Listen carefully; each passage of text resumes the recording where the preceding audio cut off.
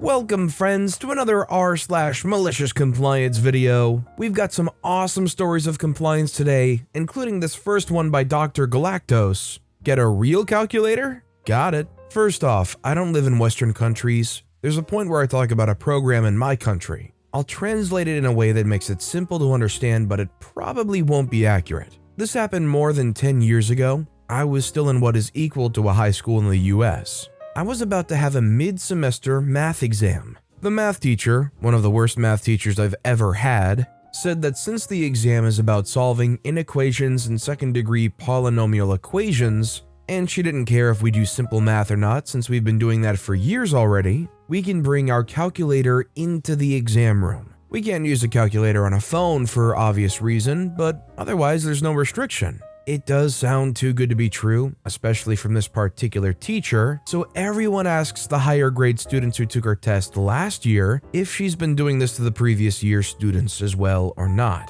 We found out that she always let her students use calculators, but because she makes the questions stupidly complex for no reason, a lot of people get terrible scores anyway, despite the calculator. Now, a little about myself. I have special interest in science since I was a kid. About a year earlier, I joined an astronomy summer camp program. As part of that, I got myself a scientific calculator. It's way overkill for an average high school student, and I wouldn't have really used it to full capacity again until the university, but it made my life in the program a lot easier. It's also shaped perfectly to fit in my pocket, so I've been using it as an everyday calculator to this day. However, the calculator had a built-in equation solver. And since the exam is mostly multiple choice, this meant I could just finish the exam by entering the equation into the calculator and letting it do the job for me. I felt a bit disgusted to bring it into the exam room as a result, so out of respect for the exam, I decided to get myself a cheap, conventional calculator from a convenience store across the school the day before the test. As per regulation, when a student enters the exam room, we have to show our student ID and all of the exam tools to the overseeing teacher prior to entering the room. As luck would have it, my overseeing teacher was that darn math teacher. I showed my student ID, my exam tools, and my conventional calculator as per regulation demanded. The calculation was a cheap model shaped like an ancient cell phone for aesthetic reasons, even had a fake antenna on it that does nothing. I didn't think much of it, but apparently the math teacher took offense in that, believing I'm challenging the no phone rule. I try to argue that it's just a stupid calculator shaped like a phone, to no avail. She ended the argument telling me that I could enter the exam room right then or go back outside to grab a real calculator, but I won't get in with that phone.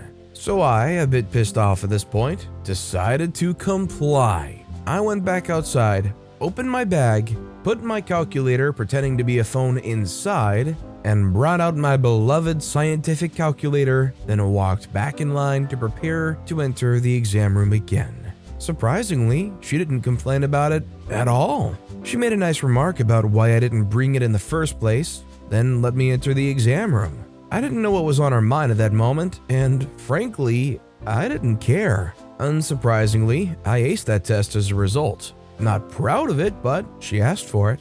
Be honest, if you had a chance like that in a math class to bring that scientific calculator in that would basically give you all of the answers, you would bring it in, right? Would you feel guilty enough about basically cheating? Or would you willingly bring that calculator right in and ace that exam? Let me know in the comments down below. Our next story is by Light Ink. Okay, we won't use the fives. This will be very quick and possibly not very malicious, as my personal trainer's only a tiny bit of a torturer, but overall a great guy. Yesterday was chest and shoulders day with my personal trainer, Saeed, who's very much into pushing me as much as possible when he can. Yesterday was chest and shoulders day with my personal trainer, Saeed, who's very much into pushing me as much as possible when he can. We were doing seated shoulder presses with a barbell, and he knows that it's one of my weaker exercises. So I told him, we're not using the 5 kilogram weights for this. And with that, he saunters off. When he returned, he was holding 2 sets of 2.5 kilogram plates,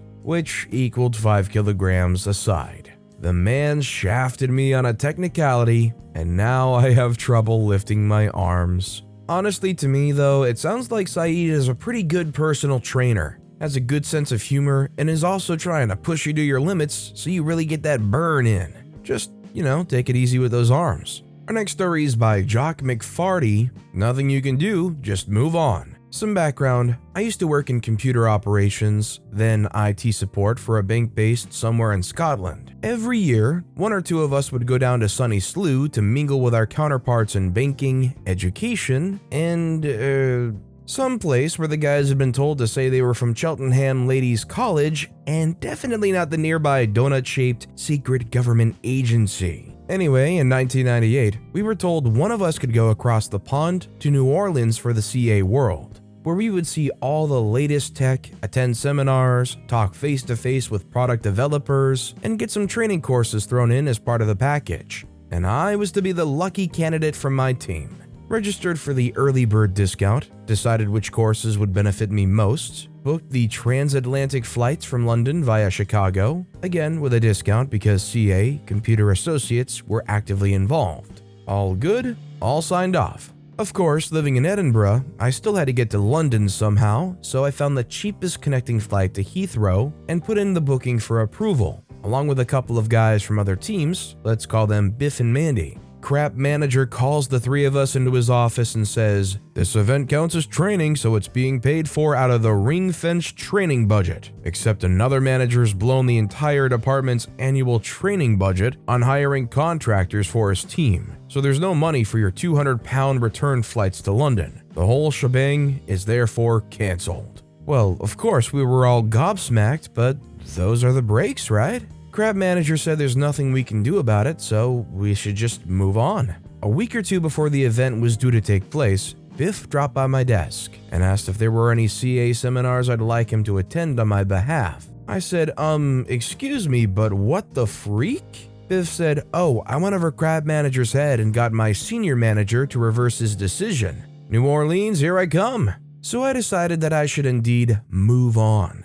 I updated my CV/resume and sent it off to a couple of agencies on the Thursday before Easter. Good Friday and Easter Monday were bank holidays, so it wasn't until Tuesday that I got my first phone call asking if I'd like to interview with Sky TV. I turned that one down on principle, but shortly obtained a first, then second interview with a competitor in Glasgow. It would mean moving across the country, but I wasn't fussed about that or even the drop in salary. Just looking to get away from crap manager. Anyway, I dropped a few hints to my coworkers that I might not be around there much longer. Lo and behold, one of the senior managers presently called me aside for a wee chat. He said that he felt I was in the wrong grade and would I like to come work for him with a 25% pay raise. Oh, and how would I like to attend CA World 1999? So I escaped from crap manager, avoided having to relocate to Glasgow, and had a great time in the Big Easy with Mandy the following year. Wrote such a glowing report detailing every seminar and training course in such positive terms that it was a shoo-in for another guy from my team to attend in 2000. Crap manager lost a good team member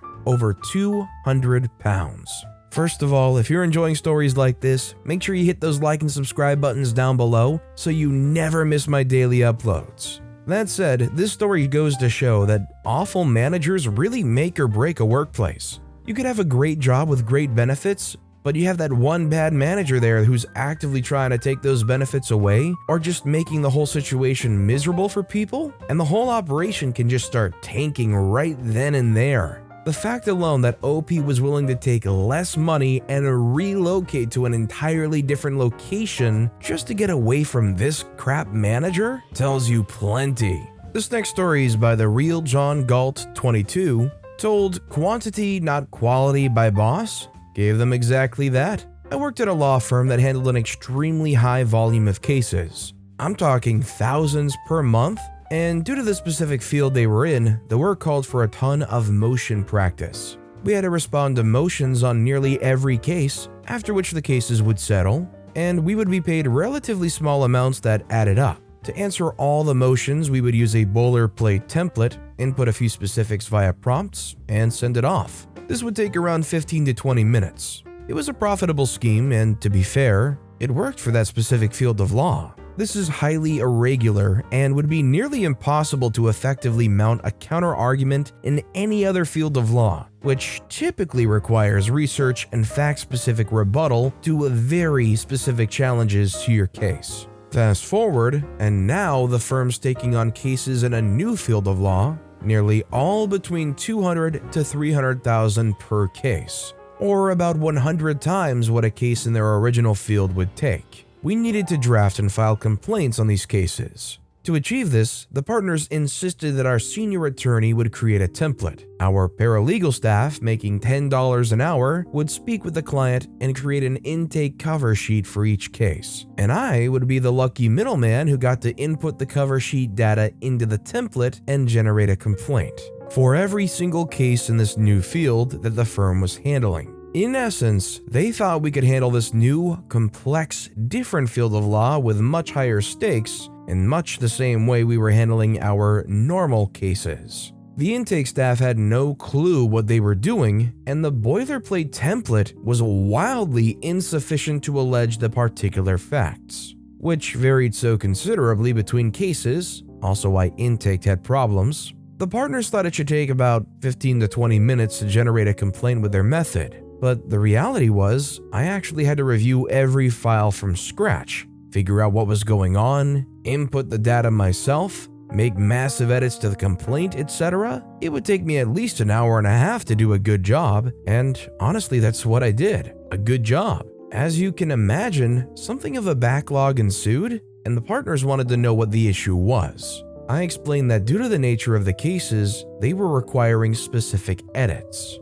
I offered several recommendations for how we could improve our efficiency, but they didn't want to hear it. I explained that these cases were worth significantly more, and even spending 4 to 5 times longer on them than our other cases was still a huge win for them. They wanted the paper out. Quantity over quality, I was told. Leave the decisions to them, do what I'm instructed to do, and play my part on the assembly line. Note that these partners did actually no legal work whatsoever on any cases. They once did long ago, but now just watch cameras all day and complain if you're 5 minutes late. In a fit of frustration and rage, I maliciously complied. I actually stayed late a few nights and banged out maybe 75 or so complaints that had backlogged. I sent them all to the senior attorney for final review with no edits whatsoever, wrong data from our intake team, nonsensical legal arguments, fact patterns that were completely untrue, just like I was told. About 3 workdays later, I got called in for a meeting about what the freak was going on in these complaints, and that the senior attorney was about 1/3 of the way through what I had sent him, and not one of the complaints was suitable to be filed.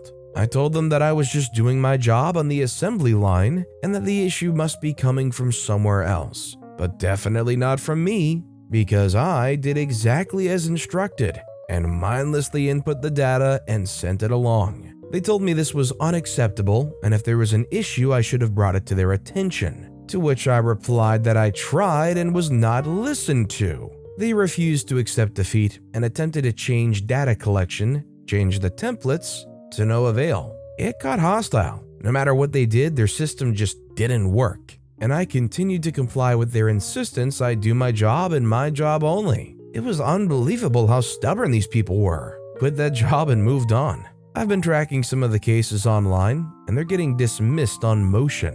Quantity, not quality, eh? Not how I practice law. I just feel bad for any of the poor schmucks that get stuck with this terrible churning assembly line of hot garbage. Imagine being in a situation where you want some legal help and you get stuck into this money-making scheme that ends up just not even helping.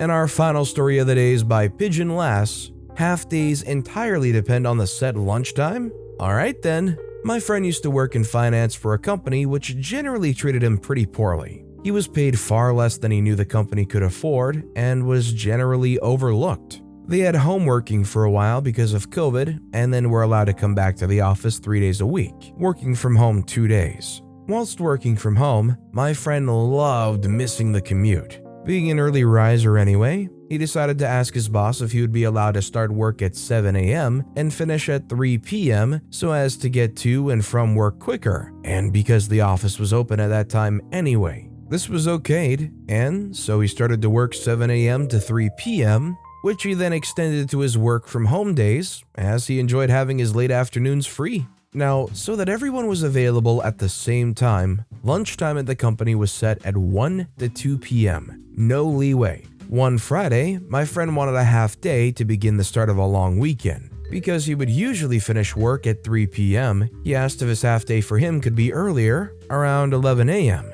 since he would be putting in much more hours before lunch than anyone else. No, he was told, half day means finishing at lunch. So he had to work from 7 a.m. to 1 p.m., 6 hours, despite it counting holiday-wise as a half day. This annoyed him for obvious reasons, until he found a great benefit to this. Working from home on Fridays, he started booking mornings off work, meaning he didn't have to start work until 2 p.m. Then he worked for 1 hour from home, and that was it. His colleagues thought it was genius. His boss had very firmly told him that half-days revolve around lunchtimes, so he couldn't do anything about it. So my friend enjoyed a few months of practically doing no work on several Fridays for the cost of half a day at a time, until eventually he left the business and moved on to a job where he was treated a lot better. Is it really common for any company to demand that everybody take their lunch at the same time?